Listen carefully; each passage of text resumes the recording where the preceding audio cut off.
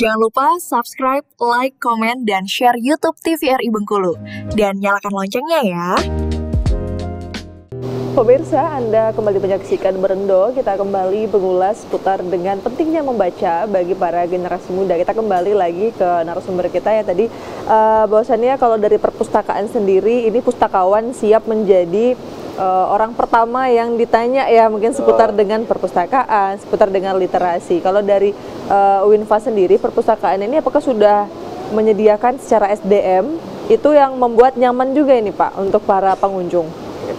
Kita selalu berusaha untuk menjadi pribadi yang siap melayani. Apapun keadaannya, seorang pustakawan harus siap melayani dengan segala macam pertanyaan. Betul. Nah, jadi kita juga meningkatkan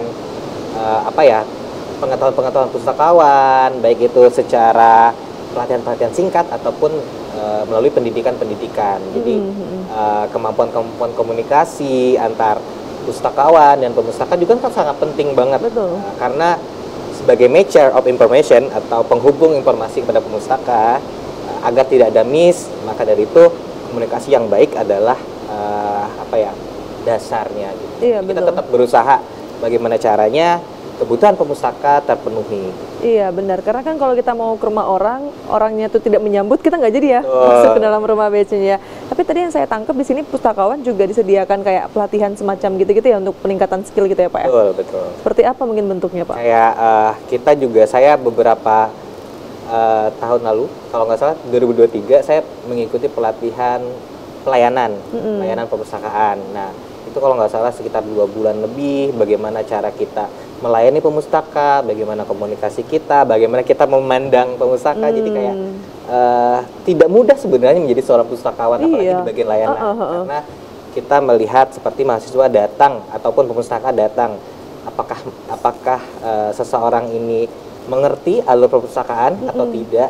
Nah, itu kan jadi sebuah tantangan bagi pustakawan ketika kita melihat, wah ternyata kayaknya mereka ragu-ragu nih atau malu-malu untuk bertanya. Nah, itu peran pustakawan kan, apa yang bisa kami bantu, informasi apa yang kamu butuhkan. Jadi kita harus tanggap juga terhadap pemustaka yang datang gitu, bukan hanya sekedar ya kamu mau datang ya silahkan, enggak ya. Kita juga sebenarnya kita juga menyediakan beberapa informasi terkait alur perpustakaan, baik itu sign atau tanda-tanda ruangan mana, lantai berapa gitu. Ada memang bagian informasi, tapi juga secara pribadi kita juga melihat secara langsung atau memahami ketika pustaka itu datang apa yang mereka butuhkan, agar cepat tanggap. Oh iya, kita harus tahu ya sebenarnya apa yang mereka butuhkan gitu ya. Karena kalau mereka merasa kita peduli ya, kita peka gitu ya dengan apa yang mereka butuhkan, itu buat nyaman sih sebenarnya. Karena kita berkaca pada diri kita sendiri. Apakah ketika kita ke suatu tempat, apalagi kalau kita berbicara dengan pelayanan publik, kita juga pengen dilayanin dengan baik. Maka dari itu kita harus juga melayani dengan baik dong. Iya betul. Asal nggak diikutin aja ya Pak dari belakang. Yang di stalker. Iya takut banget kalau lagi ke belanja gitu diikutin, ngeri ya.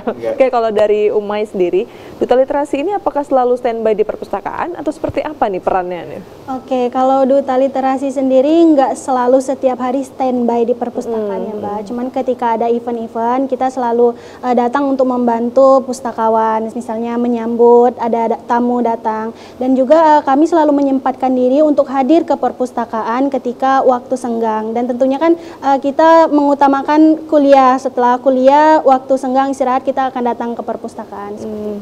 Nah, artinya ini seperti apa kalau tidak setiap hari bertemu dengan para pengunjung di perpustakaan, itu seperti apa mungkin yang dilakukan dari Duta Literasi, entah itu media sosial kah atau apa yang menarik teman-teman ini untuk datang ke perpustakaan gitu? Oke, selain bekerja langsung di perpustakaannya, kita yang paling utama itu kan Mbak, teman terdekat dulu. Oke, misalnya di dalam satu kelas gitu kan, ketika ada tugas atau apa ya kita mengayomi teman-teman, kita butuh referensi ini, ayo kita cari di perpustakaan. Dan juga kita menggunakan sosial media, kita punya sosial media sendiri seperti sosial media Duta Literasi, dan juga menggunakan sosial media akun kita sendiri. Terkadang lebih banyak penggunanya di akun kita sendiri kan Mbak, dan itu lebih efektif. Ketika kita kan apalagi Gen Z ya suka banget yang namanya foto-foto. Nah, di perpustakaan juga merupakan tempat yang estetik gitu. Ketika kita membaca buku, terus kita foto dan posting, teman-teman pasti pada nanya, ih ini di mana, mau juga. Nah, itu kan juga merupakan daya tarik ketika dia datang ke perpustakaan, balik lagi, nggak mungkin melihat buku sebanyak itu tidak tertarik satupun gitu. Oh, ini jawabannya Gen Z, mewakili para Gen Z banget ya, ini bener banget. Jadi kayak memang Gen Z saat ini memang dia tertarik sekali secara tadi ya audio dan juga visual. Jadi ketika melihat sesuatu yang menarik secara konten gitu ya, mungkin dia akan bertanya ini di mana. Minimal dia mau datang dulu ya, berkunjung dulu, baru nanti diajak untuk membaca gitu ya. Nah, kalau dari teman-teman sendiri saat ini, Umay melihat bahwasannya memang untuk membaca buku itu memang mengalami penurunan atau seperti apa? Atau mereka ini sukanya tuh di apa sih, yang teman-teman Gen Z ini mereka tuh suka di bidang apa saat ini?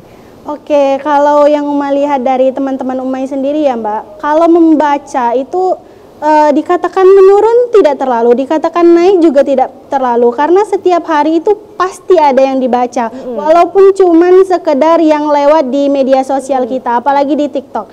Nah, sebenarnya kalau masalah membaca itu diawali dengan apa yang kita suka terlebih dahulu. Terkadang misalnya kita suka memasak kan, nggak selalu kita akan praktek, kita juga butuh yang namanya materi, dan itu kan juga bisa didapatkan dari buku. Nah, itu kan juga merupakan proses kita untuk menanamkan diri untuk rajin membaca. Jadi kalau masalah membaca, cara meningkatkannya dan juga untuk teman-teman itu bisa memulai dari apa yang kita suka terlebih dahulu, begitu.